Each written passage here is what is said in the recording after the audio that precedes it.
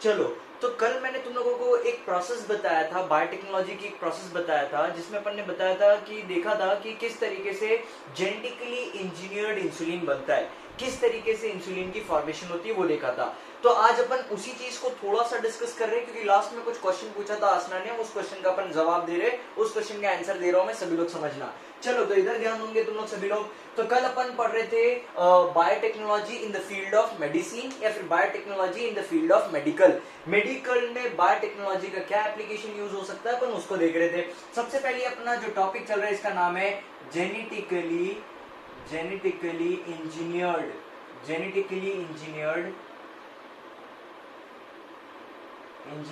Insulin, genetically engineered insulin. चलो, सभी लोग ध्यान दोगे और इंपॉर्टेंटली इसको समझेंगे, सभी लोग ध्यान देना, ठीक है। अब मैंने कल तुम लोगों को बता चुका था, सभी लोग ध्यान देना, मैंने कल तुम लोगों को बता दिया था कि ये जो इंसुलिन है, ये इंसुलिन कैसा है, ये इंसुलिन जो है ये एक प्रो हार्मोन है जो अपने बॉडी में रिलीज होता है। What is pro hormone? तो प्रो हार्मोन, ये जो प्रो हार्मोन होते हैं ये इनएक्टिव हार्मोन होते हैं। ये बताया था मैंने तुम लोगों को। क्या बताया था कि जब देखो, इनिशियली जब चीज अपन कोई बनाते हैं, जैसे मेरे को इंसुलिन बनाना है, तो मेरे को सबसे पहले क्या होना जरूरी है, मेरे को इंसुलिन के बारे में पता होना बहुत जरूरी है कि इंसुलिन के कंपोनेंट्स क्या है, कैसे इंसुलिन बनी है, प्रो इंसुलिन क्या है, मैच्योर इंसुलिन क्या है, ये सारी चीज मुझे पता होना बहुत जरूरी है। तो यही चीज को अपन समझ रहे हैं, सभी लोग ध्यान देना।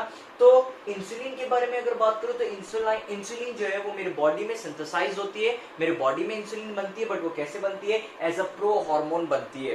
प्रो हार्मोन मतलब इनएक्टिव इंसुलिन मेरे बॉडी में प्रोड्यूस होती है। इनएक्टिव इंसुलिन की बात करूं या प्रो हार्मोन की बात करूं या प्रो इंसुलिन की बात करूं, इसको प्रो हार्मोन भी बोल सकते हैं या फिर इसको प्रो इंसुलिन भी बोल सकते हैं अपन। चलो, अब प्रो इंसुलिन की अगर मैं बात करूं, तो प्रो इंसुलिन जो होता है ये 3 चेन्स, इसके पास 3 पॉलीपेप्टाइड चेन पाई जाती है। एक होती है चेन ए, या फिर पॉलीपेप्टाइड चेन ए बोल सकते हैं, सेकंड होती है चेन बी, और थर्ड होती है चेन सी। तो ये 3 चेन से मिलकर बनी होती है ये प्रो इंसुलिन। तो प्रो इंसुलिन के पास 3 चेन प्रेजेंट है, ए चेन, बी चेन और सी चेन। अब एक और चीज मैंने तुम लोग को बता दिया था कि ये जो प्रो इंसुलिन है, इसी प्रो इंसुलिन से आगे चल के मैच्योर इंसुलिन की फॉर्मेशन होती है, प्रो इंसुलिन इनएक्टिव होता है, बट मेरे बॉडी में जो एक्टिव इंसुलिन होती है वो कौन सी इंसुलिन होती है, वो होती है मैच्योर इंसुलिन। तो सभी लोग ध्यान दोगे तुम लोग। तो प्रो इंसुलिन जो है वो मेरे बॉडी में इनएक्टिव इंसुलिन है।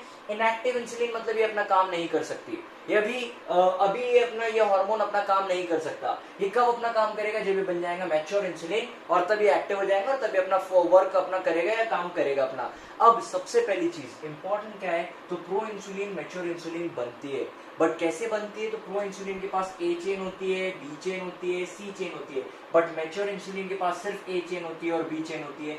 इसका मतलब क्या, इसका मतलब ये कि जब इस प्रो इंसुलिन में से सी चेन हट जाए, जब प्रो इंसुलिन में से सी चेन हट जाएंगी, तो यहाँ पे किसकी फॉर्मेशन हो जाएगी, यहाँ पे फॉर्मेशन हो जाएंगी इसकी, अपन बोल देंगे मैच्योर इंसुलिन की, और सिर्फ बचेंगे मेरे पास ए और बी चेन। क्या ये चीज क्लियर है तुम लोगों को? ये चीज मैंने तुम लोगों को बताया और ये चीज सब बताया था तुम लोगों को। अब अगर अपन बात करें तो ध्यान से सुनना, इसका मतलब क्या, अगर मेरे पास ए चेन, बी चेन और सी चेन है, मेरे को इन 3 चेन में से सी चेन हटाना और ए चेन और बी चेन बस रखना है। अगर ए चेन और बी चेन रहेंगे तब मैच्योर इंसुलिन बन जाएगा और ये एक्टिव इंसुलिन हो जाएगा। अब मैं तुम लोगों को पहले स्ट्रक्चरली बता देता हूँ। स्ट्रक्चर अगर मान लो, ये मान लो ए चेन है, और ये इधर मान लो बी चेन है, इतनी बड़ी है बी चेन, अगर ये मान लो बी चेन है, ये ए चेन है, मैं लिख देता हूँ, ये ए चेन लिख दिया मैंने, ये हो गई बी चेन, और ये हो गई मान लो, ये हो गई तुम्हारी सी चेन, यहां लिख दिया मैंने सी चेन। तो ये जो मैंने बनाया, ये क्या बनाया है, ये मैंने बनाया है प्रो इंसुलिन, यहाँ पे मैंने बनाया है प्रो इंसुलिन। अब सभी लोग ध्यान दोगे, प्रो इंसुलिन से इंसुलिन कैसे बनेगा, जब सिर्फ ए और बी चेन प्रेजेंट रहेगा, सी चेन हट जाएगा तो सिर्फ बचेगा ए और बी चेन, और तब यहाँ पे बन जाएगा एक मैच्योर इंसुलिन। अब यहाँ होता क्या है तो मैं बताता हूँ। ये जो सी चेन जो है, ये सी चेन क्या करते हैं, तो ए और बी चेन को पास में लाने के काम करते हैं। ये जो सी चेन है ये ए और बी चेन को पास में लाने का काम करते हैं। अब पहली चीज, ये जो मैंने यहाँ लिखा है ए चेन, बी चेन, सी चेन, ये सारी की सारी पॉलीपेप्टाइड चेन है। पॉलीपेप्टाइड चेन मतलब क्या, ये सारी की सारी प्रोटीन की चेन है, प्रोटीन चेन है सारी की सारी। और मेरे को पता है प्रोटीन किससे बना होता है, प्रोटीन बना होता है अमीनो एसिड से। तो पता है क्या होता है, ये सी चेन क्या करता है, ये सी चेन जो प्रो इंसुलिन में प्रेजेंट रहता है, ये सी चेन ए और बी चेन को पास में लाने का काम करता है। जब ए और बी चेन एकदम इतने पास आ जाते हैं कि इन लोगों के अमीनो एसिड क्या कर लेते हैं, सल्फाइड बॉन्ड बना लेते हैं। और जैसे ही यहाँ पे डाइसल्फाइड बॉन्ड बनता है, डाइसल्फाइड बॉन्ड बनने के बाद यहाँ पे ये सी चेन हट जाती है और अब यहाँ पे फॉर्मेशन हो जाती है किसकी, तो अब मैं बोल दूंगा कि अब ये प्रो इंसुलिन नहीं है, अब ये क्या बन गया है, अब ये बन गया है मैच्योर इंसुलिन। बोलो क्या तुम लोगों को इतनी कहानी समझी है, क्या इंसुलिन की इतनी कहानी समझी है, तुम लोगों को इतना समझा है कि इंसुलिन के बारे में। बोलो सभी बच्चों से पूछ रहा हूं मैं, क्या तुम लोगों को इंसुलिन की ये सारी प्रोसेस जो भी मैंने बताया, क्या सभी लोगों को क्लियर है? चलो सभी लोगों को क्लियर है, बहुत अच्छी बात है। अब ये सब तो हो गया, मेरे को इंसुलिन के बारे में एक बेसिक सा इंफॉर्मेशन मेरे दिमाग में चले गया, या मेरे को पता चल गया बेसिक सा इंफॉर्मेशन अबाउट इंसुलिन, कि इंसुलिन मेरे बॉडी में बनेगी तो वो एक प्रो हार्मोन होगा जिसे अपन प्रो इंसुलिन बोलेंगे। और प्रो इंसुलिन मेरे पास जो होंगी उसमें ए चेन, बी चेन, सी चेन होंगी। ये सारी की सारी पॉलीपेप्टाइड चेन है, मतलब ये प्रोटीन की चेन है। और इसके ये किससे बनी है, तो ये बनी है अमीनो एसिड से। ये सारी चीज मेरे को पता चल गई। फिर मेरे को ये भी पता चल गया कि प्रो इंसुलिन इनएक्टिव होती है, मैच्योर इंसुलिन एक्टिव होती है। और प्रो इंसुलिन से ही आगे चल के किसकी फॉर्मेशन होती है, मैच्योर इंसुलिन की फॉर्मेशन होती है। जब प्रो इंसुलिन से ए और बी चेन आपस में जुड़ जाते हैं और सी चेन हट जाती है, तब सिर्फ ए और बी चेन बचते हैं और मैच्योर इंसुलिन की फॉर्मेशन हो जाती है। अब ये सब जो था, ये सब अपन ने देखा है, समझा है, ये सारी चीज अपने को पता चल गई है। अब बायोटेक्नोलॉजी के हेल्प से अपन कैसे इंसुलिन की फॉर्मेशन करते हैं उसके बारे में समझते हैं, और उसको समझते हैं कि किस तरीके से इंसुलिन की फॉर्मेशन होगी बायोटेक्नोलॉजी के हेल्प से। चलो तो मैं इसको मिटाता हूं और सभी लोग इधर ध्यान दोगे तुम लोग, और अपन समझेंगे कि किस तरीके से बायोटेक्नोलॉजी की अपन हेल्प लेंगे। और बायोटेक्नोलॉजी के हेल्प लेने के बाद अपन देखेंगे कि कैसे इंसुलिन बनती है। तो चलो, अब साइंटिस्ट जो है या फिर जो बायोटेक्नोलॉजिस्ट जो है, इन लोगों को समझ में आ गया कि देखो, अब मैं मेरा सीधा सिंपल तुम लोगों से क्वेश्चन है। मेरा क्या क्वेश्चन है, सुनना ध्यान से और फिर तुम लोग बताना कि अगर मेरे पास इंसुलिन है, मेरे पास दो इंसुलिन है, एक इंसुलिन है प्रो इंसुलिन और एक इंसुलिन है मैच्योर इंसुलिन। तुम लोगों से मेरा क्वेश्चन है, बताओ दोनों इंसुलिन में से मैं कौन सी इंसुलिन डायबिटीज के पेशेंट को दूंगा। मेरा क्वेश्चन तुम सभी बच्चों से है कि मेरे पास दो इंसुलिन प्रेजेंट है, one is pro insulin and the other one is mature insulin. दो इंसुलिन है मेरे पास, चलो पता चल गया मेरे को। अब मेरे को डायबिटीज के पेशेंट को इंसुलिन देना है, तुम लोग बताओ कौन सी इंसुलिन अपन डायबिटीज के पेशेंट को देंगे। बोलो फटाफट बोलो, टाइम पास मत करो, जल्दी बोलो। अगर तुम्हारे मेरे पास दो इंसुलिन है, प्रो इंसुलिन और मैच्योर इंसुलिन, तो मेरे को अगर डायबिटीज के पेशेंट को देना है इंसुलिन तो कौन सी इंसुलिन दूंगा। चलो बहुत सही बात है, मेरे को बहुत सारे बच्चों का आंसर आया, स्नेहा, चेतन, रोशनी, स्वाति, सभी लोगों का मेरा आंसर, सभी लोगों का आंसर आया है कि अपन जो डायबिटिक के पेशेंट होंगे उनको अपन कौन सी इंसुलिन देंगे, मैच्योर इंसुलिन। क्यों मैच्योर इंसुलिन देंगे, क्योंकि मैच्योर इंसुलिन एक्टिव इंसुलिन है और वही इंसुलिन मेरे ब्लड शुगर लेवल को कंट्रोल कर रही है। चलो ये चीज क्लियर है सभी को, तो बहुत अच्छी बात है। अब मैं बताता हूँ, ध्यान से सुनना। अब अपने को एक चीज समझ में आ गई है कि अगर डायबिटीज का पेशेंट है कोई, तो डायबिटीज के पेशेंट को अपने को क्या करना है, डायबिटीज के पेशेंट को अपने को इंसुलिन देना है। और कौन सा इंसुलिन देना है अपने को, डायबिटीज के पेशेंट को देना है एक मैच्योर इंसुलिन। क्यों मैच्योर इंसुलिन देना है, जस्ट बिकॉज क्योंकि मैच्योर इंसुलिन एक एक्टिव इंसुलिन है। चलो तो अब मैं बात करूं मैच्योर इंसुलिन की, तो ध्यान देना, मैच्योर इंसुलिन जो होता है, मैच्योर इंसुलिन में सिर्फ दो चेन पाई जाती है। एक होती है चेन ए, ये हो गई चेन ए, और एक होती है चेन बी, ये हो गई चेन बी। और ये दोनों आपस में जुड़े होते हैं सल्फाइड ब्रिज से या फिर सल्फाइड बॉन्ड से। तो ये हो गया ए पॉलीपेप्टाइड चेन, ए पॉलीपेप्टाइड चेन, और इसको अपन बोल देंगे बी पॉलीपेप्टाइड चेन। चलो ये चीज मेरे को क्लियर हो गया कि मैच्योर इंसुलिन में ए पॉलीपेप्टाइड चेन होंगी, बी पॉलीपेप्टाइड चेन होंगी, और यहाँ पे क्या होगा, तो यहाँ पे होगा डाइसल्फाइड ब्रिज। डाइसल्फाइड ब्रिज, ये डाइसल्फाइड ब्रिज कैसे बना है, तो ये डाइसल्फाइड ब्रिज बना है सी चेन के कारण।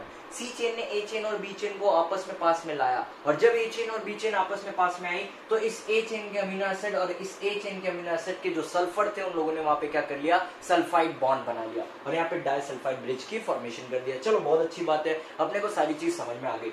अब बायोटेक्नोलॉजी वालों को क्या दिख रहा है, सिर्फ बायोटेक्नोलॉजी वालों को दिख रहा है mature insulin, mature insulin, mature insulin.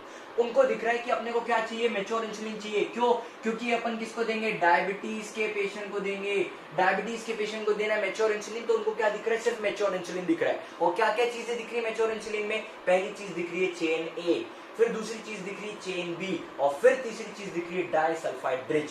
तो वो कहीं से भी अगर ये तीन चीज का अरेंजमेंट कर ले और ये तीनों को जोड़ दे या फिर इन तीनों को आपस में कंबाइन करे सही तरीके से, तो मेरे पास एक मैच्योर इंसुलिन बन जाएगी।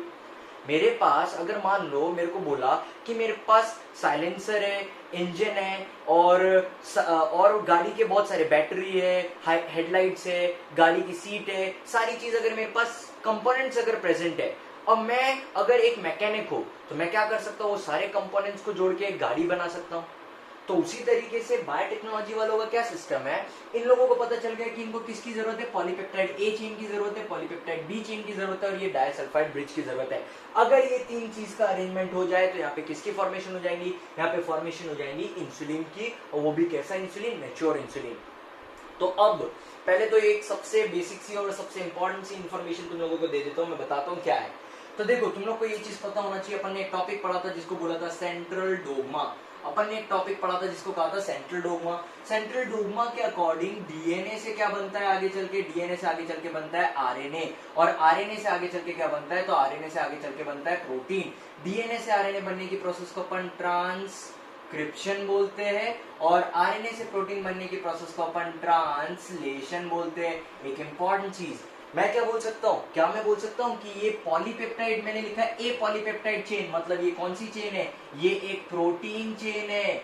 ये जो ए चेन है एक ऐसी चेन है, ये एक प्रोटीन चेन है। बी पॉलीपेप्टाइड चेन मतलब ये क्या, ये भी एक प्रोटीन चेन है। मतलब मेरे बॉडी में जो इंसुलिन प्रोड्यूस हो रहा है वो क्या है, वो एक तरीके का प्रोटीन है, और उस प्रोटीन को, ये जो प्रोटीन है मेरे बॉडी के अंदर जो इंसुलिन बन रहा है वो एक तरीके का प्रोटीन है, और इस प्रोटीन को बनाने का इंफॉर्मेशन किसके पास है, तो इस प्रोटीन को बनाने का इंफॉर्मेशन जो है वो इंफॉर्मेशन प्रेजेंट है डीएनए में। देखो, अब जब मैं काम करना चालू करूंगा, तो पहले मैंने गाड़ी देख चुका हूं, गाड़ी देख ली है मैंने, गाड़ी देख ली, मेरे को पता है साइलेंसर ऐसा जुड़ा हुआ है, इंजन ऐसा जुड़ा हुआ है, हेडलाइट ऐसा लगा हुआ है, उसमें बैटरी यहाँ लगी हुई है। जब मेरे को गाड़ी के सब चीज पता है कि यहाँ ऐसी ऐसी चीज है, तब जाके मैं सही तरीके से गाड़ी बना पाऊंगा।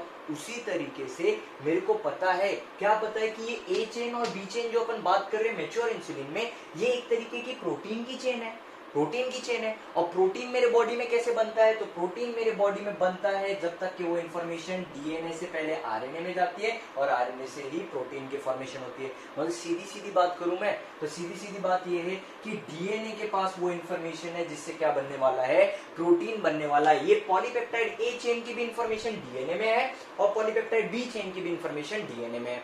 अब सिंपल सी चीज मेरे को ये भी पता चल गई कि अब पॉलीपेप्टाइड चेन ए चेन कैसे बनेंगी और पॉलीपेप्टाइड बी चेन कैसे बनेंगी। तो चलो, अब ये कॉन्सेप्ट भी अब आ गया है दिमाग में, तो चलो अपन आगे की प्रोसेस देखते हैं। तो साइंटिस्ट ने क्या किया, बायोलॉजिस्ट ने क्या किया, बायोटेक्नोलॉजिस्ट ने क्या किया, तो इन लोगों ने सबसे पहले डीएनए ले लिया।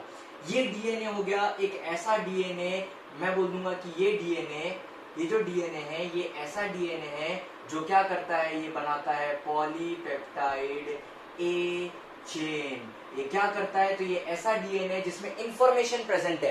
ध्यान से सुनना, ये बहुत इंपॉर्टेंट चीज है। तो ये मेरे पास डीएनए का एक सेगमेंट है, और ये डीएनए का एक ऐसा सेगमेंट है जो आगे चल के क्या कोड करता है, ये कोड करता है पॉलीपेप्टाइड ए चेन को। तो मैं क्या करूंगा, सबको बताता हूँ, ध्यान से देखते जाना। मैं क्या करूंगा, पहले पूरी प्रोसेस समझा देता हूँ, और फिर जो चीज यहाँ पे नई लग रही है उसको बताऊंगा क्यों ये नहीं है। तो सबसे पहले क्या किया जाता है, तो ये जो डीएनए है, थोड़ा सा इसको नीचे बना देता हूँ, ये जो डीएनए है इसको लिख दिया मैंने साइड में डीएनए। सबसे पहले इस डीएनए में, सभी लोग ध्यान देना, पूरी प्रोसेस बताने के बाद मैं बताऊंगा क्यों मैंने ऐसी प्रोसेस की है। देखना, ध्यान देना, मैं क्या बताता हूँ, ध्यान से सुनना। तो सबसे पहले इस डीएनए में करवाया जाता है ट्रांसक्रिप्शन। इस डीएनए में करवाया जाता है ट्रांसक्रिप्शन। ट्रांसक्रिप्शन जब अपन करवाएंगे तो तुम लोगों को पता होना चाहिए, ध्यान से सुनना पहले मैं क्या बोल रहा हूँ। और ट्रांसक्रिप्शन जब होगा तो यूकैरियोट्स में ट्रांसक्रिप्शन कैसे होता है, तो यूकैरियोट में सबसे पहले डीएनए से क्या बनता है, डीएनए से बनता है एचएन आरएनए। इस एचएन आरएनए में एक्सॉन्स इंट्रॉन्स प्रेजेंट रहते हैं। फिर इसमें क्या होती है, स्प्लाइसिंग होती है। स्प्लाइसिंग के बाद इसमें टेलिंग होती है, और फिर इसके बाद होती है इसमें कैपिंग होती है, और जब ये पूरी प्रोसेस हो जाती है तब जाके एमआरएनए बनता है। तो ये सारी प्रोसेस होती है, ध्यान से सुनते जाओ मैं क्या बता रहा हूँ। तो सबसे पहले डीएनए ले लिया अपन ने, डीएनए में ट्रांसक्रिप्शन करवाया। सबसे पहले मैंने क्या बनवा लिया, यहाँ पे बनवा लिया आरएनए, और इस आरएनए ने आगे चल के क्या बना लिया, अब ये आरएनए बन गया मेरा। ध्यान से सुनते जाओ मैं क्या बता रहा हूँ। डीएनए ने ट्रांसक्रिप्शन की प्रोसेस हुई, आरएनए बन गया, और यहाँ पे पर्टिकुलरली कौन सा आरएनए बना, यहाँ पे बना है पर्टिकुलरली एमआरएनए। अब यहाँ पे एक चीज बताता हूँ, इस mRNA में एक प्रोसेस होंगी जिसको अपन बोलेंगे रिवर्स ट्रांसक्रिप्शन। सभी लोग ध्यान देना, समझोगे तुम लोग, मैं समझाऊंगा क्यों ये सारी प्रोसेस समझा रहा हूं, इसको बताऊंगा मैं। तो डीएनए से सबसे पहले ट्रांसक्रिप्शन करवाया, एमआरएनए बनाया, एमआरएनए में रिवर्स ट्रांसक्रिप्शन करवाया और फिर से क्या बनाया, डीएनए बनाया। और अब ये जो डीएनए बना था, this DNA is known as cDNA। और ये डीएनए क्या करता है, तो ये डीएनए कोड करता है पॉलीपेप्टाइड ए चेन को। चलो, तो अब तुम्हारे सभी बच्चों के दिमाग में ये क्वेश्चन आ रहा होगा कि क्यों अपन ने ये प्रोसेस की, जबरदस्ती डीएनए से आरएनए बनाया, फिर आरएनए से डीएनए बना दिया। ये चल रहा होगा सभी लोगों के, जब मेरे पास डीएनए है और यही डीएनए प्रोटीन को कोड कर रहा है, मतलब यही डीएनए आगे चल के प्रोटीन बनाने वाला है, तो क्यों मैंने पहले आरएनए बनाया और क्यों फिर मैंने डीएनए बनाया। ये क्वेश्चन सभी बच्चों के दिमाग में चलना चाहिए। क्यों? क्योंकि ये थोड़ी सी एक अलग सी स्टेप हो गई है, ठीक है। तो ये चीज करूंगा मैं क्लियर, बट अभी नहीं, पूरा चीज समझने के बाद। अभी बस इतना समझो कि अपन ने क्या किया, अपने को पता चल गया, मैं एक बायोटेक्नोलॉजी वाला एक स्टूडेंट हूँ, मैं रिसर्च कर रहा हूँ, मेरे को पता चल गया कि मेरा एक डीएनए है, डीएनए वो ए चेन को कोड करता है। तो मैंने क्या किया, डीएनए से एमआरएनए बनाया, एमआरएनए से डीएनए बना लिया। ये जो नया डीएनए बना ये बन गया cDNA। और ये cDNA अब किसको कोड करता है, तो ये cDNA कोड करता है ए चेन को, ये कोड करता है ए चेन को। उसी तरीके से मेरे पास यहाँ पे cDNA होगा, और कैसा वाला cDNA होगा, जो कोड करता हो बी चेन को। अब मेरे पास दो cDNA प्रेजेंट है, एक cDNA जो ए चेन को कोड करता है और एक cDNA जो बी चेन को कोड करता है। अब सिंपली करना क्या है, अब कुछ काम है ही नहीं, अब सीधे सीधे बायोटेक्नोलॉजी के जो तुम लोगों ने प्रिंसिपल्स पढ़े हैं, बायोटेक्नोलॉजी की जो बेसिक सी प्रोसेस पढ़ी है, उस प्रोसेस को अपनाना है और बस तुम्हारा काम हो जाना है। कैसे, चलो तो देखते हैं अपन। चलो तो इधर ध्यान दो, अब मेरे पास क्या प्रेजेंट है, तो मेरे पास यहाँ पे फर्स्ट मेरे पास प्रेजेंट है cDNA which codes for a chain. cDNA जो किसको कोड कर रहा है, ए चेन को कोड कर रहा है। और दूसरा मेरे पास क्या है, दूसरा मेरे पास cDNA जो किसको कोड कर रहा है, बी चेन को कोड कर रहा है। तो सभी लोग ध्यान से देखना अब क्या होगा, तो ये है मेरे पास डीएनए, ये लिख दिया मैंने डीएनए, इसको थोड़ा सा इधर बना देता हूँ, ये है मेरे पास डीएनए। और ये कैसा डीएनए, cDNA लिया मैंने, यहाँ पे ले लिया प्लाज्मिड, ये हो गया मेरा प्लाज्मिड। अब मैं क्या करूंगा, दोनों को कट करूंगा with the help of restriction enzyme से कट कर दिया मैंने, ये प्लाज्मिड को भी कट कर दिया। और फिर मैं क्या कर दूंगा, जोड़ दूंगा दोनों को with the help of DNA ligase, और ये बन गया मेरा एक रिकॉम्बिनेंट डीएनए, ये बन गया रिकॉम्बिनेंट डीएनए। फिर इस रिकॉम्बिनेंट डीएनए को अपन किसके अंदर डाल देंगे, तो इसको अपन डाल देंगे होस्ट ऑर्गेनिज्म के अंदर। और मेरा होस्ट ऑर्गेनिज्म क्या है, तो मेरा होस्ट ऑर्गेनिज्म है ई कोलाई। चलो, तो जैसे मैं रिकॉम्बिनेंट डीएनए को इसके अंदर डालूंगा, इसकी बहुत सारी कॉपीज बन जाएंगी, और यहाँ पे मेरे क्या बोल दूंगा मैं, यहाँ पे क्लोनिंग की प्रोसेस हो जाएगी। और फाइनली जब ये क्लोनिंग की प्रोसेस हो जाएंगी, तो मैं ये सारे के सारे जो क्लोन डीएनए है या क्लोन रिकॉम्बिनेंट डीएनए, इनको बाहर निकाल लूंगा। ये निकाल लिया मैंने बाहर, ये निकाल लिया मैंने बाहर इनको। और बाहर निकालने के बाद क्या कर लूंगा मैं, तो ये जो मेरे को मिल रहा है, ये प्रोटीन को मैं क्या कर लूंगा, एक्सट्रैक्ट कर लूंगा। ध्यान से सुनना क्या बोल रहा हूँ, बहुत इंपॉर्टेंट चीज बोल रहा हूँ। ये प्रोटीन को मैं एक्सट्रैक्ट कर लूंगा। अब तुम लोग को पहले तो एक चीज बता देता हूँ, शायद ये चीज तुम लोग को पता हो या ना पता हो, वो चीज बताता हूँ मैं। ध्यान से सुनना, भी क्या बता रहा हूँ तो ध्यान से सुनो, सभी लोग ध्यान देना। तो अब यहाँ तक के स्टेप तो समझ में आ गई होंगी कि cDNA लिया, प्लाज्मिड लिया, रिकॉम्बिनेंट रिस्ट्रिक्शन एंजाइम लिया, दोनों को कट कर लिया, लाइगेज से जोड़ दिया, रिकॉम्बिनेंट डीएनए बन गया। अब ये जो रिकॉम्बिनेंट डीएनए बना है, ये रिकॉम्बिनेंट डीएनए ऐसा है, और इसको मेरे को डाला है मैंने किसके अंदर, होस्ट ऑर्गेनिज्म के अंदर डाल दिया। और मेरा होस्ट ऑर्गेनिज्म क्या है, ई कोलाई है। और ई कोलाई क्या है, ये प्रोकैरियोटिक ऑर्गेनिज्म है। सभी लोग ध्यान दोगे तुम लोग। अब जब ई कोलाई के अंदर मैं रिकॉम्बिनेंट डीएनए डालूंगा, तो पता है क्या होगा, सभी लोग ध्यान देना, बहुत इंपॉर्टेंट है। ये रिकॉम्बिनेंट डीएनए जैसे ही ई कोलाई के अंदर जाएगा, ये जाके उसके जेनेटिक मटेरियल से मिल जाएगा, और फिर जेनेटिक मटेरियल से मिलने के बाद सबसे पहले ये यहाँ पे ट्रांसक्रिप्शन करेगा, मतलब एमआरएनए बनाएगा सबसे। अब ये मैं बता रहा हूँ होस्ट ऑर्गेनिज्म के अंदर क्या हुआ, तो होस्ट ऑर्गेनिज्म के अंदर ये वाला जो डीएनए है, ये वाला जो अपन ने डीएनए की जो कॉपीज बना ली है, ये कॉपीज अब क्या करेंगी, ये ट्रांसक्रिप्शन करेगा, ट्रांसलेशन करेगा, और ट्रांसलेशन करने के बाद ये फाइनली क्या कर देंगे, प्रोटीन बना देंगे यहाँ पे। और कौन सी प्रोटीन मिल जाएगी, मेरे को ए प्रोटीन मिल जाएगा, ए प्रोटीन या ए पॉलीपेप्टाइड चेन मिल जाएगा। मैं एक्सट्रैक्ट करूंगा, ए पॉलीपेप्टाइड चेन निकाल लिया मैंने। समझाएगा तुम लोगों को। उसी तरीके से cDNA जो बी पॉलीपेप्टाइड चेन को कोड कर रहा है, सेम मैं यहाँ लिख दूंगा, सेम प्रोसेस यही करूंगा। क्या सेम प्रोसेस करना है, पहले डीएनए लूंगा, प्लाज्मिड लूंगा, रिस्ट्रिक्शन एंजाइम से कट कर लूंगा, लाइगेज से जोड़ दूंगा, रिकॉम्बिनेंट डीएनए बनेगा। रिकॉम्बिनेंट डीएनए जब होस्ट ऑर्गेनिज्म के अंदर जाएगा, तब तुम लोग को याद है बायोरिएक्टर्स जब मैंने पढ़ाया था तुम लोगों को, तो बायोरिएक्टर में मैंने बताया था कि वहां पे ट्रांसक्रिप्शन और ट्रांसलेशन की प्रोसेस होती है और फाइनली अपना प्रोटीन बनता है। तो इस होस्ट ऑर्गेनिज्म के अंदर जैसे ये जाएगा, इस होस्ट ऑर्गेनिज्म के अंदर जाएगा, ये जेनेटिक मटेरियल जाके मिल जाएगा उस होस्ट ऑर्गेनिज्म के जेनेटिक मटेरियल से, और जैसे ही वो उस होस्ट ऑर्गेनिज्म के जेनेटिक मटेरियल से मिल जाएगा, वहां पे होगा ट्रांसक्रिप्शन, सबसे पहले होगा ट्रांसक्रिप्शन, और फिर ट्रांसक्रिप्शन के बाद होगा ट्रांसलेशन, और ट्रांसलेशन होने के बाद मेरे को मिल जाएगा मेरा प्रोटीन। ये मिल गया मेरे को मेरा प्रोटीन। और ये प्रोटीन अब क्या करेगा, तो ये प्रोटीन पर्टिकुलरली, ये वाला जो प्रोटीन है, ये प्रोटीन पर्टिकुलरली मेरे को क्या मिल गया है, तो मेरा यहाँ पे पर्टिकुलरली मेरे को ए पॉलीपेप्टाइड या ए प्रोटीन चेन मिल गई। उसी तरीके से मेरे को बी प्रोटीन चेन मिल गई। अब मेरे पास ए चेन प्रेजेंट है, ये हो गई मेरी चेन है, मैं लिख दिया ए चेन, और ये हो गई मेरी चेन बी, तो ये हो गई मेरी बी चेन। मेरे दो चेन मिल गई। मेरे को सिंपली क्या करना है, मेरे को ये दोनों चेन को क्या करना है, एक ऐसे कंडीशन में रखना है, एक ऐसे मीडियम में रखना है कि ये दो चेन आपस में पास में आ जाए। क्यों? क्योंकि अगर ये दो चेन आपस में पास आ जाएंगी तो ये क्या बना लेंगे, डाइसल्फाइड ब्रिज बना लेंगे, और डाइसल्फाइड ब्रिज बना लेंगे तो यहाँ पे मेरा क्या बन जाएगा, यहाँ पे मेरा बन जाएगा एक मैच्योर इंसुलिन, मैच्योर इंसुलिन। चलो, तो ये थी तुम्हारी प्रोसेस, ये है प्रोसेस क्या बनाने की, इंसुलिन बनाने की प्रोसेस है। अब यहाँ पे सबसे पहला क्वेश्चन जो स्ट्राइक होता है, वो जो मैंने इसके पहले स्टेप में बताया था कि डीएनए से अपन आरएनए बनाएंगे और आरएनए से अपन क्या करेंगे, डीएनए बनाएंगे। यही क्वेश्चन था आसना तेरा, यही क्वेश्चन था ना कि डीएनए से अपन ने आरएनए बनाया और आरएनए से फिर क्यों डीएनए बनाया, यही क्वेश्चन है तेरा। बोल जल्दी बोल, यही क्वेश्चन है, हाँ या नहीं? चलो, तो मैं इसको समझाता हूं, ध्यान से सुनना। अब ये चीज समझने के लिए पहले तो एक चीज बताता हूं तुम लोगों को, ध्यान से सभी लोग सुनना और ध्यान से सभी लोग समझते जाना। क्वेश्चन तेरा आसना क्या था वो बता देता हूं मैं तेरे को। तेरा क्वेश्चन ये था कि क्यों मैंने डीएनए से आरएनए बनाया और फिर आरएनए से डीएनए बनाया, क्या जरूरत है ये सब चीज करने की। जब डीएनए कोड कर रहा है प्रोटीन को, तो डायरेक्ट मैंने उससे प्रोटीन क्यों नहीं बना लिया। चलो, इसका आंसर दे रहा हूं मैं, आप सभी लोग ध्यान दो इधर। अब क्या है, तो इधर देखो, ध्यान दो, 2 मिनट इसको मिटा लेता हूं मैं, और फिर अपन इसको समझते हैं और ध्यान देते हैं और करते हैं आगे का काम अपन। तो आसना और बाकी बच्चे सभी लोग ध्यान दो और इधर ध्यान से सुनना, समझना सभी लोग कि जब एक चीज बताता हूं मैं तुम लोगों को, जब अपन क्या करेंगे, ये प्रोसेस जो मैं बताऊंगा उससे पहले एक प्रोसेस को समझेंगे अपन।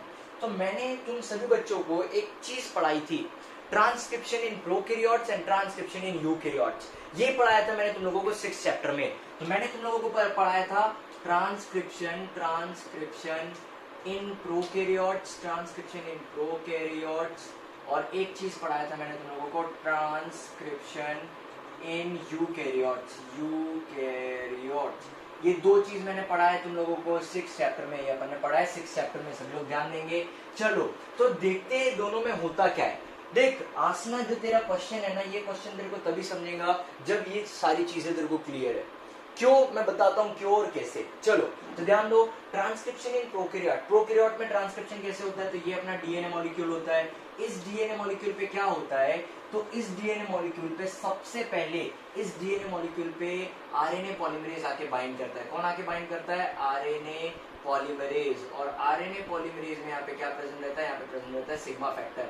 तो यहाँ पे क्या बनना चालू हो जाता है, यहाँ पे बनना चालू हो जाता है एमआरएनए बनना चालू हो जाता है। और फिर ये जैसे मान लो ये हो गया तुम्हारा प्रमोटर, तो यहाँ पे है तुम्हारा क्या बोलते हैं अपन, टर्मिनेटर। ये है अगर तुम्हारा प्रमोटर, इसको लिख दिया मैंने P और इसको लिख दिया T, मतलब एमआरएनए बनना यहाँ से स्टार्ट होगा और यहाँ पे खत्म हो जाएगा। तो नॉर्मल प्रोकैरियोट्स में क्या होता है, सिंपली अगर कंक्लूड करूं मैं, तो सिंपली नॉर्मल प्रोकैरियोट में डीएनए पे सबसे पहले, डीएनए पे आके कौन जुड़ता है, डीएनए पे आके जुड़ता है आरएनए पॉलीमरेज। आरएनए पॉलीमरेज आके जुड़ता है, इस आरएनए पॉलीमरेज में सिग्मा फैक्टर होता है, और ये सिग्मा फैक्टर के कारण यहाँ पे एमआरएनए बनना चालू होता है और डायरेक्टली एमआरएनए बन जाता है। ये कहानी होती है इन प्रोकैरियोट्स। बस इतनी सी कहानी है प्रोकैरियोट्स की।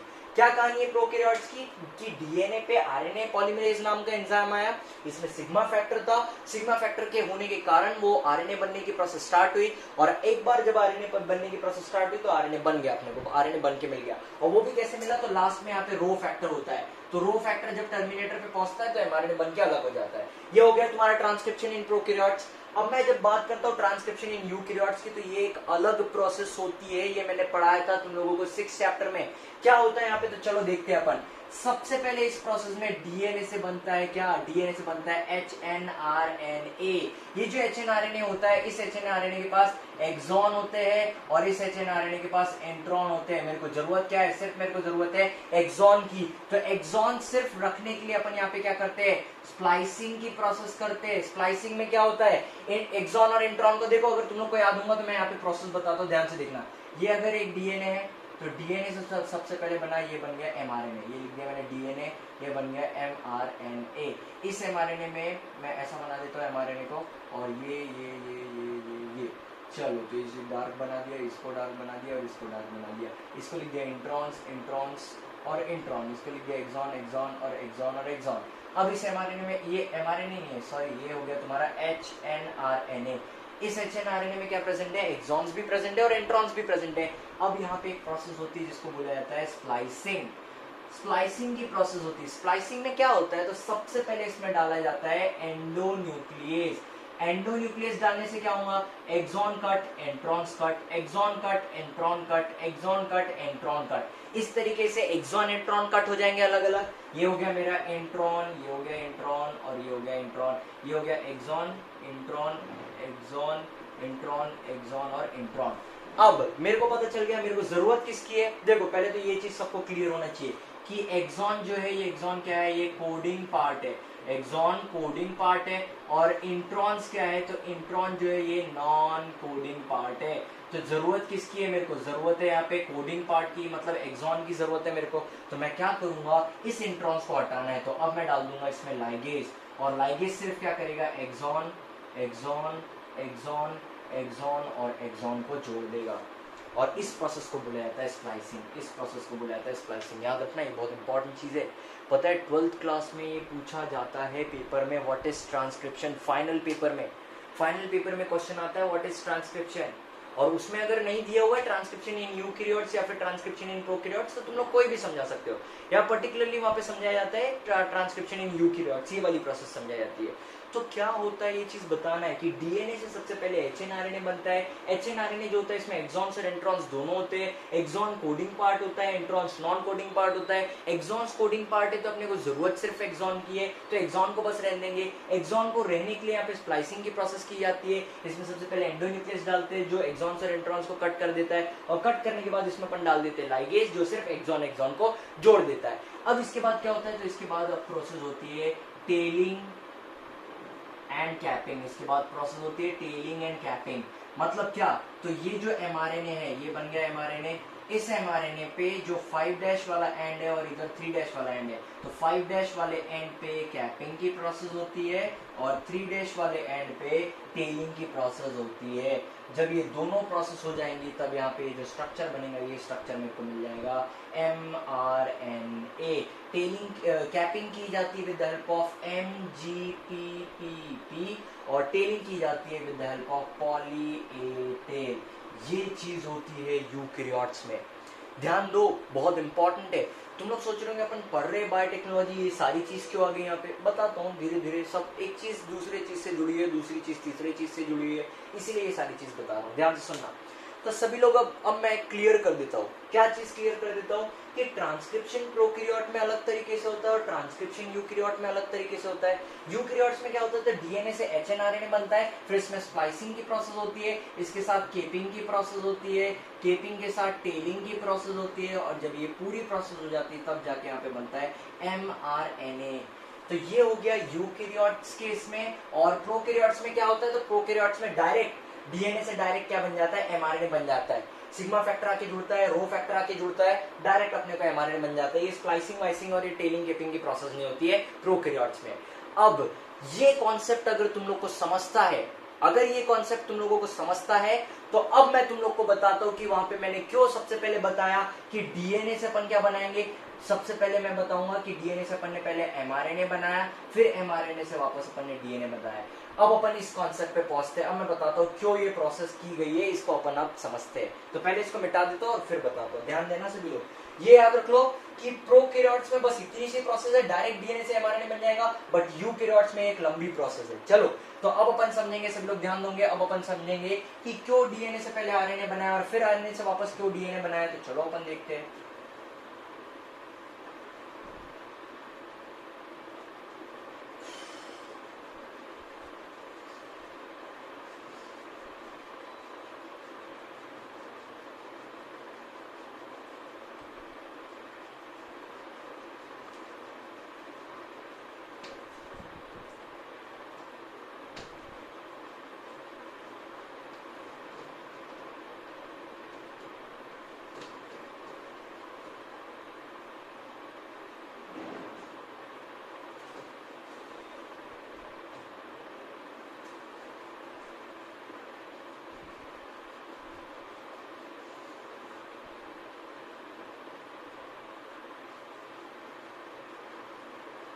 चलो तो ध्यान देंगे सभी लोग।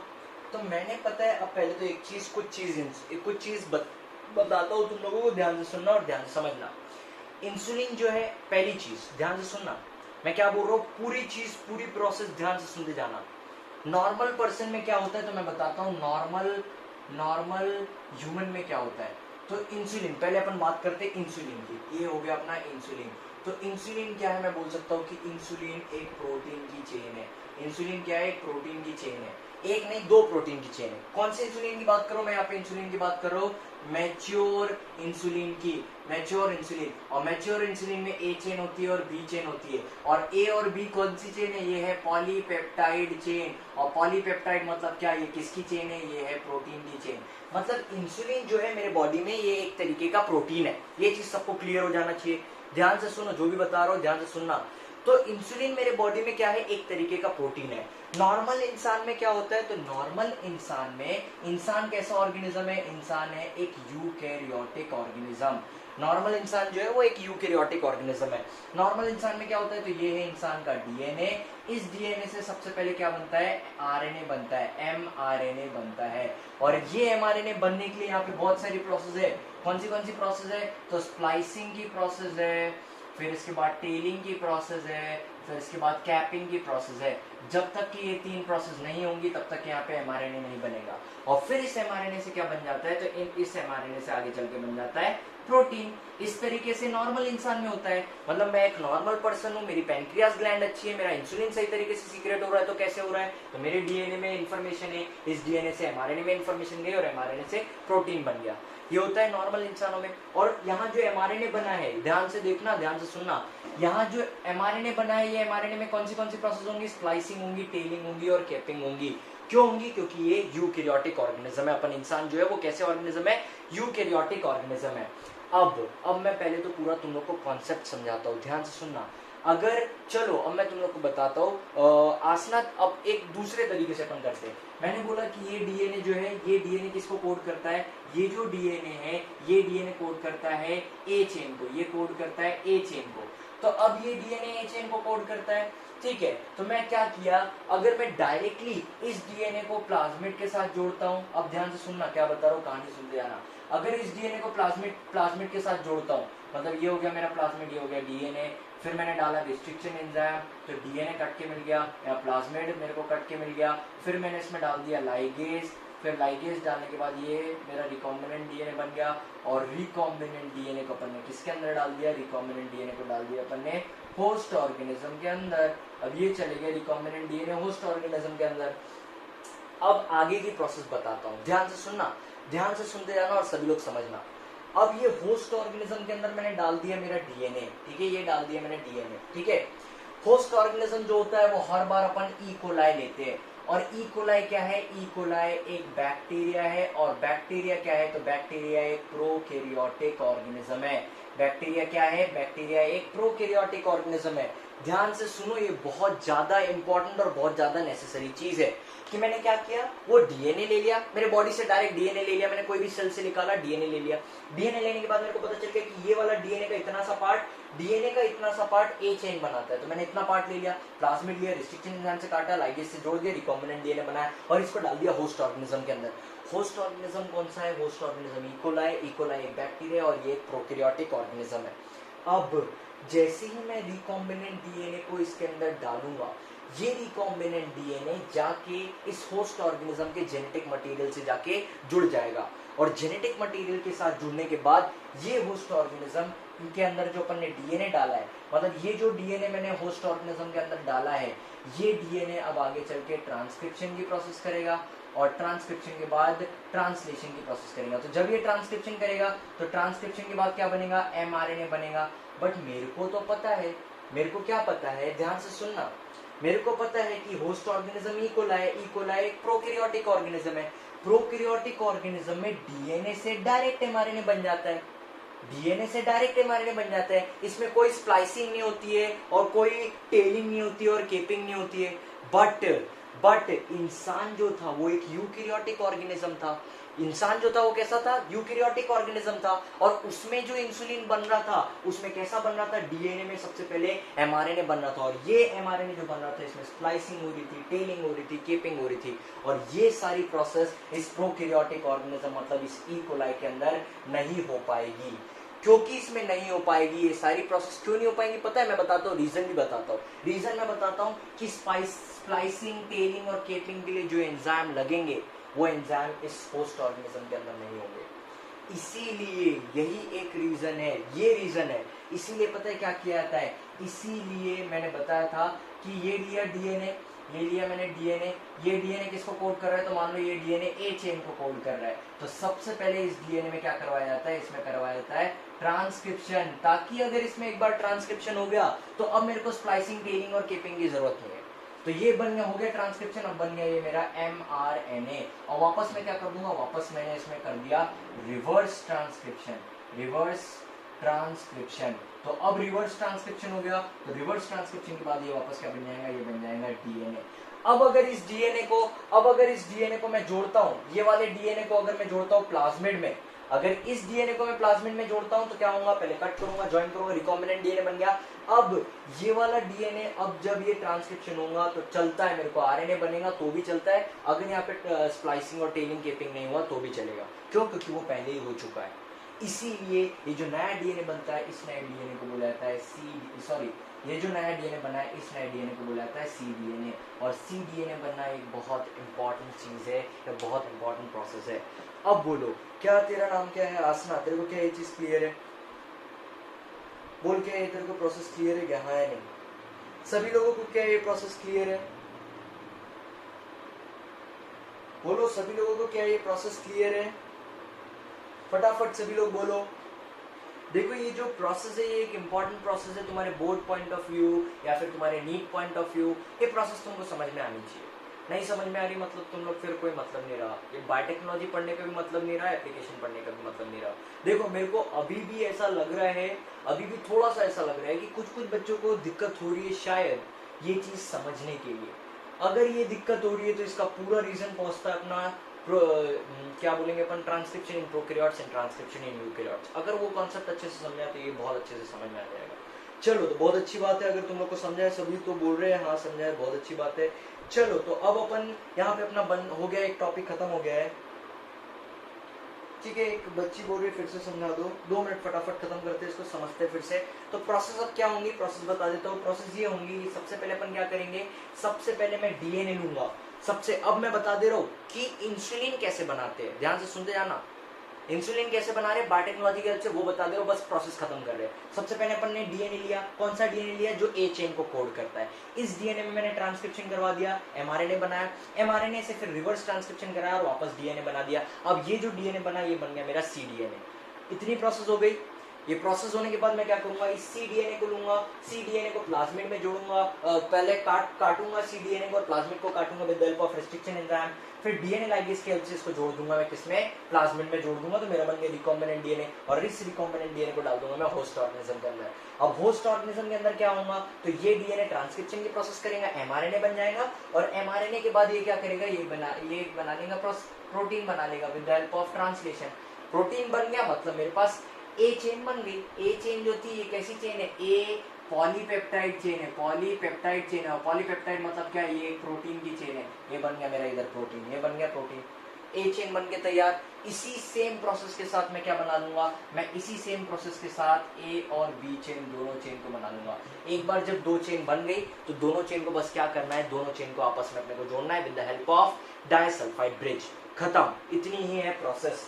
बोलो समझा है? तेरे को लक्ष्मी आया नहीं, बोल फटाकने से बोल, समझा है?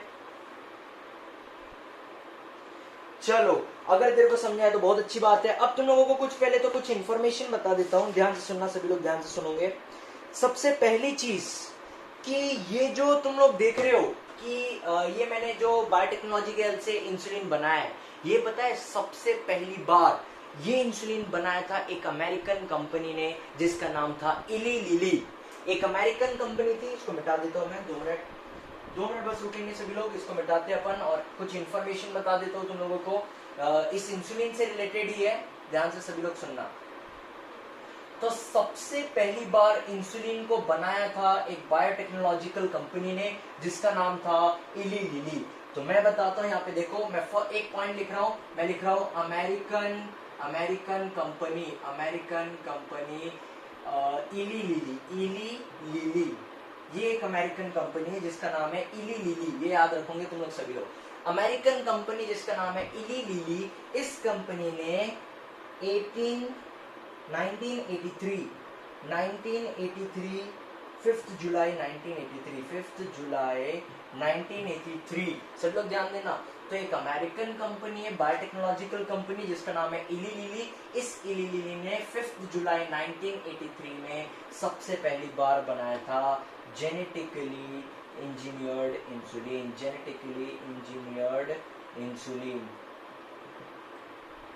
तो ये सबसे इंफॉर्मेशन गिवन और इंपॉर्टेंट इंफॉर्मेशन है, ये तुम लोग को याद रखना है, पेपर में भी पूछते हैं कि सबसे पहली बार जो कंपनी ने या थेराप्यूटिक कंपनी ने जो सबसे पहली बार इंसुलिन बनाया था उस कंपनी का नाम क्या है और कब बनाया था। तो इली लिली नाम की एक अमेरिकन कंपनी थी, इस कंपनी ने 5 जुलाई 1983 में सबसे पहली बार इंसुलिन बनाया था बायोटेक्नोलॉजी के हेल्प से।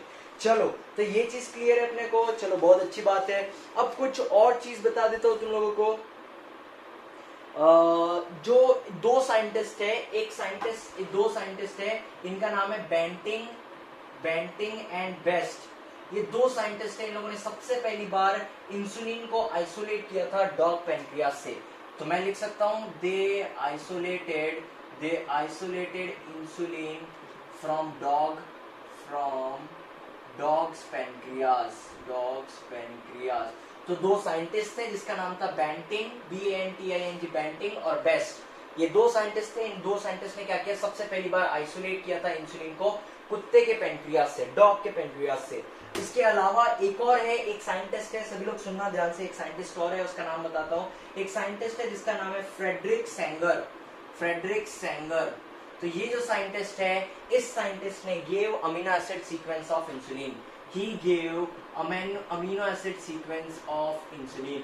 मतलब इंसुलिन में कौन से अमीनो एसिड पाए जाते हैं, कैसे उनका अरेंजमेंट रहता है, क्या सीक्वेंस होता है, ये बताया था फ्रेडरिक सेंगर ने। तो यहाँ पे अपना पहला टॉपिक कंप्लीट हो चुका है जिसका नाम है जेनेटिकली इंजीनियर्ड इंसुलिन। बोलो मोनोक्लोनल एंटीबॉडी। चलो इसके बारे में अपन समझते हैं। तो सबसे पहले अपन ने क्या देखा था, देखो अपन जो सबसे पहला टॉपिक पढ़ रहे हैं एप्लीकेशन ऑफ बायोटेक्नोलॉजी का। बायोटेक्नोलॉजी के क्या क्या एप्लीकेशन है। सबसे पहला टॉपिक है अपन की, अपन देख रहे हैं कि मेडिकल के फील्ड में बायोटेक्नोलॉजी का क्या काम है, और उसके अंदर अपन ने सबसे पहला टॉपिक देखा था कि कैसे अपन इंसुलिन बना सकते हैं, जेनेटिकली इंजीनियर्ड इंसुलिन कैसे बना सकते हैं। अब अपन सेकंड टॉपिक देख रहे हैं, इसका नाम है मोनोक्लोनल एंटीबॉडी। चलो अब तुम लोगों को चीजें समझाता हूँ, पूरी अपनी कहानी है यहाँ पे, बस तुम लोग सुनते जाना, समझते जाना। चलो तो ध्यान दोगे तुम लोग सभी लोग। चलो देखो तो क्या होता है, तुम लोग को सभी लोगों को पता है कि मेरे बॉडीज में क्या प्रेजेंट है, मेरे बॉडी में इम्यून सिस्टम प्रेजेंट है। और इस इम्यून सिस्टम में सबसे इंपॉर्टेंटली मेरे बॉडी के इम्यून सिस्टम में क्या प्रेजेंट है, मेरे बॉडी के इम्यून सिस्टम में एंटीबॉडी प्रेजेंट है। अब इस एंटीबॉडी का काम क्या है, तो ध्यान से सुनना। एंटीबॉडी का काम ये है कि अगर कोई भी फॉरेन पार्टिकल मेरे बॉडी के अंदर चले गया, मान लो कोई एक एक्स पर्सन है, इस एक्स पर्सन ने कुछ भी गंदा खा लिया या फिर कहीं पे भी गंदा पानी, कंटामिनेटेड फूड खा लिया, कंटामिनेटेड पानी पी लिया, तो मैं बोलूंगा कि इसके अंदर पैथोजन चले जाएगा। इसके अंदर क्या चल जाएगा, पैथोजन चले जाएगा। ध्यान से सुनते जाओ, कहानी बहुत अच्छी है और इंपॉर्टेंट है। कि ये एक एक्स पर्सन था, ये एक्स पर्सन कहीं गया, कहीं जाने के बाद इसने क्या किया, कंटामिनेटेड फूड खा लिया और कंटामिनेटेड वाटर पी लिया। कंटामिनेटेड फूड और वाटर खाने और पीने के कारण इसके बॉडी में पैथोजेंस चले गए। अब ये जो पैथोजेंस इसके बॉडी के अंदर चले गए, ये पैथोजेंस अंदर जब इस एक्स पर्सन के बॉडी में चल जाएंगे तो ये पैथोजन अंदर जाने के बाद पता है क्या करेंगे, ये अंदर जाने के बाद एंटीजन रिलीज करेंगे। क्या रिलीज करेंगे, एंटीजन रिलीज करेंगे और मेरी बॉडी को हार्म करने की कोशिश करेंगे, क्योंकि ये एंटीजन जो होता है ये टॉक्सिक होता है, पॉइजनस होता है मेरे बॉडी के लिए, मेरे बॉडी के लिए हार्मफुल होता है। क्या बोल रहा हूँ, ध्यान से सुनते जाओ। मैंने कहा कि एक्स पर्सन गया किसी कंटामिनेटेड एरिया में, वहां से ये बेकार खाना खा लिया, कंटामिनेटेड फूड या कंटामिनेटेड वाटर खा पी के आ गए। जैसे ये कंटामिनेटेड वाटर और फूड खा के आया तो पैथोजेंस इसके बॉडी के अंदर चले गए। अब बॉडी के अंदर जाने के बाद वो पैथोजेंस अपनी एक्टिविटी शो करने लगे और उन्हें क्या प्रोड्यूस किया, एंटीजन प्रोड्यूस किया। जैसे ही वो पैथोजेंस एंटीजन प्रोड्यूस करेंगे, एंटीजन जब प्रोड्यूस होने लगेगा मेरे बॉडी में, तब मेरी बॉडी की इम्यूनिटी क्या करेगी, तो तब मेरे बॉडी की इम्यूनिटी एंटीबॉडी रिलीज करेगी। और ये एंटीबॉडी क्या करेगी, ये एंटीबॉडी जाके इस एंटीजन को नष्ट करेगी या फिर खत्म करेगी। इसी तरीके से मेरी बॉडी लड़ती है। मेरे बॉडी का जो इम्यूनिटी बोलते हैं, मतलब रोग प्रतिरोधक, हिंदी में बोला जाता है रोग प्रतिरोधक क्षमता, या फिर मेरे बॉडी की जो लड़ने की क्षमता होती है, हिंदी में बोला जाता है रोग प्रतिरोधक क्षमता। मतलब रोग मतलब ये सब, कोई भी डिसीज, ये सब, इन सब चीजों से लड़ने की क्षमता, ये बोला जाता है। तो मेरी बॉडी की ये लड़ने की क्षमता किस पे डिपेंड करता है, ये डिपेंड करता है कि इम्यूनिटी सिस्टम कैसा है। अगर मेरी इम्यूनिटी स्ट्रांग है तो क्या होगा, पैथोजन गया मेरी बॉडी के अंदर, उसने एंटीजन रिलीज किया, फटाक में से मेरी इम्यूनिटी एंटीबॉडी रिलीज करेंगी, एंटीबॉडी जाके उस एंटीजन को खत्म कर देंगी और पैथोजन खत्म हो जाएंगे मेरे बॉडी में। अगर इम्यूनिटी स्ट्रांग है तो, इम्यूनिटी वीक है तो मेरे बॉडी में एंटीबॉडीज को ही प्रोड्यूस होने को टाइम लगेगा, या कम मात्रा में एंटीबॉडीज प्रोड्यूस होंगी, और कम मात्रा में एंटीबॉडीज प्रोड्यूस होंगी तो ये एंटीजन हावी हो जाएंगे मेरे बॉडी के ऊपर, और ये एंटीजन क्या करेंगे, ये अपनी एक्टिविटी करते जाएंगे, मेरे इंटरनल ऑर्गन को डैमेज करेंगे या फिर मेरे को हार्म पहुंचाना चालू करेंगे। चलो, तो ये कहानी तो सब बेसिक कहानी है कि मेरी बॉडी किस तरीके से लड़ती है। तो मेरी बॉडी में अगर कोई फॉरेन पार्टिकल या पैथोजन चल जाए और वो एंटीजन रिलीज कर रहा है तो मेरी बॉडी एंटीबॉडीज प्रोड्यूस करती है। बट हर केस में अपन एंटीबॉडीज के भरोसे अपने बॉडी को नहीं रख सकते। एक सबसे बेस्ट एग्जांपल बता रहा हूँ, ध्यान से सुनना। क्या एग्जांपल बता रहा हूँ, ध्यान से सुनते जाना, बहुत इंपॉर्टेंट है। मान लो एक एक्स पर्सन है, इस एक्स पर्सन को एक सांप ने काट दिया। ये एक एक्स पर्सन है, इस एक्स पर्सन को किसने काट दिया, सांप ने काट दिया। सांप ने जब इसको काटा तो इस एक्स पर्सन के बॉडी में क्या चले गया, इस एक्स पर्सन के बॉडी में वेनम चले गया। वेनम मतलब वो सांप का जहर चले गया। सुनो मैं क्या क्या कहानी बोल रहा हूँ, ध्यान से सुनना, बहुत इंपॉर्टेंट कहानी है, सभी लोग ध्यान से सुनना। ये एक एक्स पर्सन था, ये जंगल में जा रहा था, मस्त टहलते हुए कहीं जा रहा था जंगल में। ये जंगल में गया, इसने किसी एक सांप के ऊपर पैर रख दिया। पैर रखने के बाद क्या हुआ, सांप का सटका, सांप ने इसको काट दिया। जैसे ही सांप ने इस एक्स पर्सन को काटा, काटने के बाद क्या हुआ, तो वो जो सांप में वेनम था, वो जो सांप में जहर था, वो जहर अब किसके अंदर चले गया, एक्स पर्सन के अंदर चले गया। जैसे ही एक्स पर्सन के अंदर जब सांप का जहर जाएगा तो ध्यान से देखना क्या होगा, मैं बताता हूँ। ये जहर जो है, ये जहर एक तरीके का एंटीजन हो जाएगा। ये जहर एक फॉरेन पार्टिकल है और ये जहर जो है ये एक तरीके का प्रोटीन है। तो ये क्या हो जाएगा, ये एक तरीके का एंटीजन हो जाएगा। ध्यान से सुनना, सांप ने एक्स पर्सन को काटा, ये एक्स पर्सन के अंदर चले गए, ये एंटीजन हो गया। अब मेरी बॉडी, ये जो एंटीजन, मेरे जहर जो मेरे बॉडी के अंदर आया है, इसके अगेंस्ट मेरी बॉडी क्या करेंगी, इसके अगेंस्ट मेरी बॉडी बनाएंगी एंटीबॉडी। इसके अगेंस्ट क्या बनाएंगी मेरी बॉडी, एंटीबॉडी बनाएंगी। बट यहाँ पे पता है क्या प्रॉब्लम है, मैं बताता हूँ, ध्यान से सुनना क्या प्रॉब्लम है वो बता रहा हूँ। जैसे ही सांप इस एक्स पर्सन को काटेगा, मतलब वेनम अब इस एक्स पर्सन के अंदर चले गया, यानी एंटीजन एक्स पर्सन के अंदर चले गया। अब पता है क्या होगा, ये वेनम जो होता है ये बहुत पॉइजनस होता है। ये अपना एक्टिविटी फटाफट शो करेगा। ये वेनम जो होता है ये न्यूरोटॉक्सिन होता है।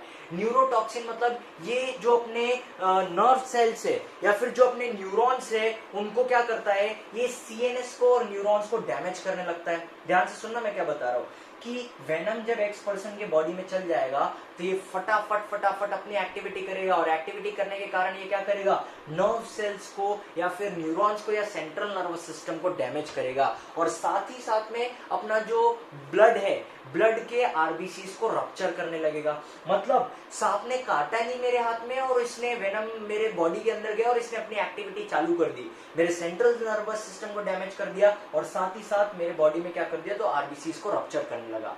जब तक कि धीरे धीरे असर होगा, जैसे ही इसका असर होगा, इस जहर का या वेनम का असर होगा मेरे बॉडी में, तब तक के मेरे बॉडी तक के तो सिर्फ सिग्नल ही पहुंचेगा कि हाँ मेरे बॉडी में एंटीजन घुसा है, और तब मतलब मेरी बॉडी बहुत धीरे रिएक्ट करेगी और बहुत देर बाद क्या करेगी, मेरी बॉडी एंटीबॉडी तो 100% बनाएगी। अगर मेरे बॉडी के अंदर मान लो कोई एंटीजन गया, यहाँ पे जहर जो है ये एंटीजन है, तो इसके अगेंस्ट मेरी बॉडी एंटीबॉडी तो बनाएगी, बट जल्दी नहीं बना पाएंगी। जल्दी क्यों नहीं बना पाएंगी? क्योंकि बॉडी को पहले समझने को टाइम लगता है कि कौन सा एंटीजन आया है, उसके अकॉर्डिंग मेरी बॉडी एंटीबॉडी बनाती है। तब अपन क्या करेंगे, तब तो मर जाएंगे यार। क्यों मर जाएंगे? क्योंकि सांप ने काटा मेरे को और मैं सोच रहा हूँ चलो मेरी इम्यूनिटी बहुत अच्छी है, मेरी बॉडी क्या कर लेंगे, एंटीबॉडी बना लेगी। ऐसा कुछ होने नहीं वाला है। एंटीबॉडी बनने को भी टाइम लगता है। वायरस पता है, अब तुम लोग को एक चीज बताता हूँ, जैसे आज मैंने कंटेमिनेटेड फूड खाया है, तो आज के आज मेरे को कोई दिक्कत नहीं होती है। आज तुम लोग खराब खाना खा के आ जाओ, गुपचुप एक बेकार जगह से खा के आ जाओ, गुपचुप खा के आ जाओ, चाट वाट खा के आ जाओ, एकदम बेकार जगह से, नाले के पास की गुपचुप खा के आ जाओ, क्या होगा तुम लोगों को? आज तुम लोगों ने खाया वो कंटेमिनेटेड फूड तुम्हारे अंदर गया, तो क्या आज ही के आज तुम लोग को पेट दुख लगेगा? क्या आज ही के आज डिसीज होने लगेगी? क्या आज कुछ नहीं होगा। थोड़ा टाइम, 1 घंटे 2 घंटे 3 घंटे 4 घंटे रुको। इतना टाइम तुम लोग रुकोगे या फिर 1 दिन बाद रुको, तो पता है क्या होगा, तुम्हारा पेट गड़बड़ हो जाएगा, या गले में कुछ प्रॉब्लम हो जाएगी, या कुछ पेट से रिलेटेड प्रॉब्लम हो जाएगी। क्यों ये थोड़ी देर बाद हुआ? क्योंकि थोड़ी देर बाद वो वायरस या जो पैथोजन मेरे बॉडी के अंदर गया, वो फटाफट अपनी एक्टिविटी करने लगेंगे और मेरे बॉडी में उसके रिएक्शन देखने को मिलेंगे। और होता क्या है, तो जब मेरे बॉडी में ये सब देखने को मिलेगा, उसके बाद मेरी बॉडी एंटीबॉडीज बनाएंगी। तो ये जो एक बहुत लंबी प्रोसेस हो जाएगी कि पहले एंटीजन आएंगे, वो अपनी एक्टिविटी करेंगे, फिर मेरी बॉडी एंटीबॉडी बनाएगी।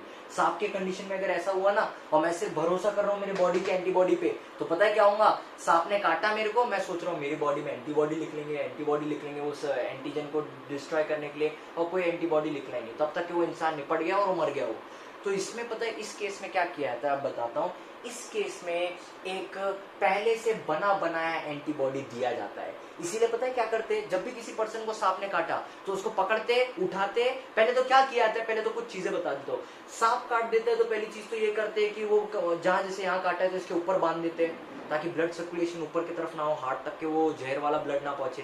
ये चीज करते, बांध देते, जहाँ पे भी सांप आप काटता है तो उस जगह को बांध देते हैं। या कई कई जो आदिवासी लोग रहते हैं ना, वो उतने जगह पे कट मार देते हैं।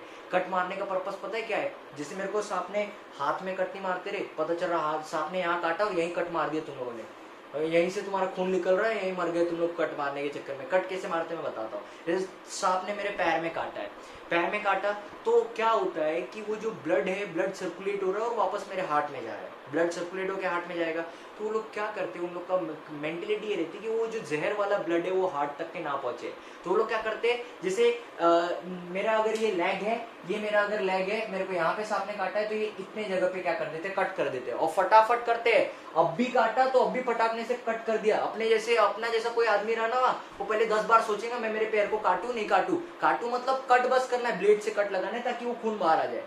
तो वो ऐसा करते हैं। तो क्या हुआ, अगर सांप ने इस जगह पे काटा है, इस पॉइंट पे काटा है, तो वो यहाँ पे कट लगा देते। कट लगाने के कारण क्या हुआ, ये जो खून ऊपर तक के गया था, ये खून यहाँ से बह के इसके अंदर जो वेनम था वो बह के निकल जाता है। ऐसा कुछ करते हैं लोग बाग। या फिर क्या करते हैं, तो इतने ऊपर में कपड़ा बांध देते हैं, कपड़ा बांध एकदम टाइट कपड़ा बांध देते ताकि वो जहर ऊपर ना चढ़े।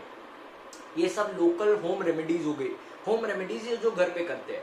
बट इससे भी कुछ नहीं हो सकता, अगर ट्रीटमेंट नहीं किया तो कुछ होना नहीं है। अब मैं बताता हूँ ट्रीटमेंट होता क्या है। एकदम से जब किसी को सांप काटता है तो डायरेक्ट वो लोग क्या करते हैं, डायरेक्ट उसको उठाते हैं, उस पर्सन को डॉक्टर के पास ले जाते हैं। डॉक्टर पता है क्या करता है, डॉक्टर देता है बना बनाया एंटी वेनम। डॉक्टर पता है क्या देता है, बना बनाया एंटी वेनम देते हैं। और एंटी वेनम एक तरीके का एंटीबॉडी होता है। अब तुम लोग सोच रहे होंगे ये एंटीबॉडी आया कहां से। अब तुम लोग को बताता हूं, ध्यान से सुनना। डॉक्टर के पास जाते हैं ना, तो डॉक्टर के पास पहले से एंटी वेनम तैयार होता है।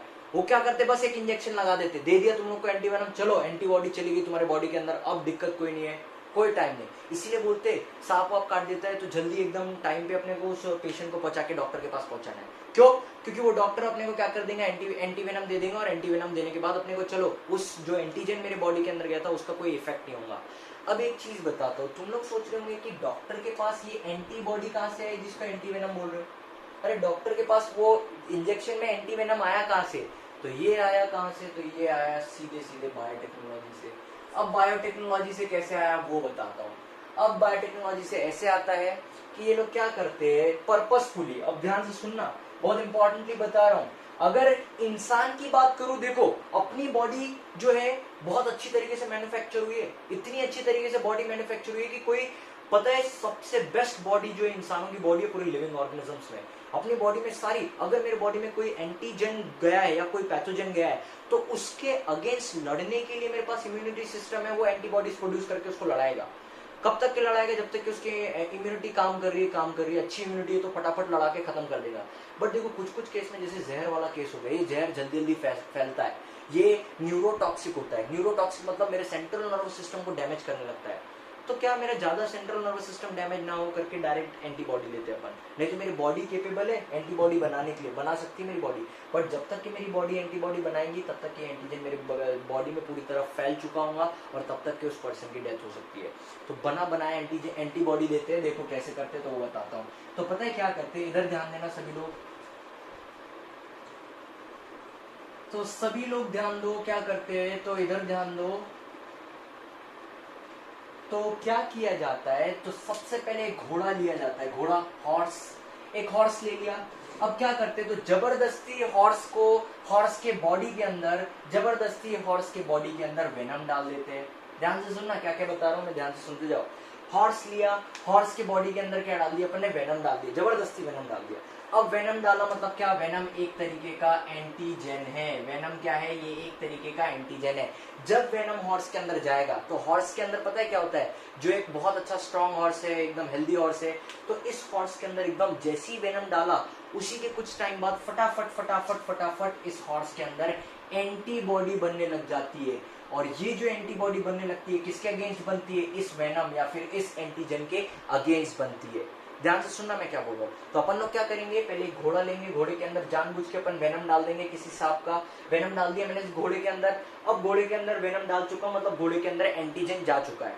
क्या होगा, घोड़े की इम्यूनिटी क्या करेगी, घोड़े की इम्यूनिटी, उसकी इम्यूनिटी अच्छी रहती है, मस्त रहती है, तो ये क्या करेगी, फटाफट फटाफट एंटीबॉडीज रिलीज करना चालू कर देगी।